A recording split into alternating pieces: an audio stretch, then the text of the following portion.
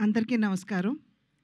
ఈరోజు నందమూరి కుటుంబానికి చెందినటువంటి ఇంకొక తరం తెలుగు చలనచిత్ర రంగంలోకి కాలుపెట్టింది. సాధారణంగా కళాకారుడంటే తపస్వి కింద లెక్క.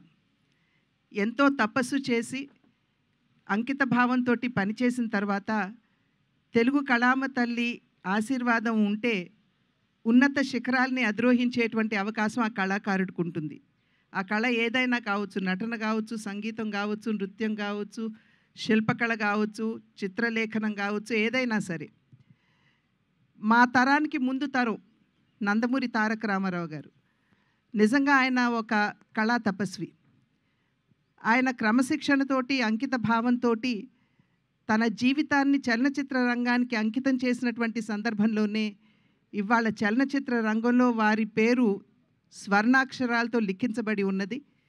తెలుగు చలనచిత్రం ఉన్నంత వరకు వారు చిరస్మరణీయులు అనేటువంటి విషయం మనం అందరం గుర్తించవలసినటువంటి అంశం.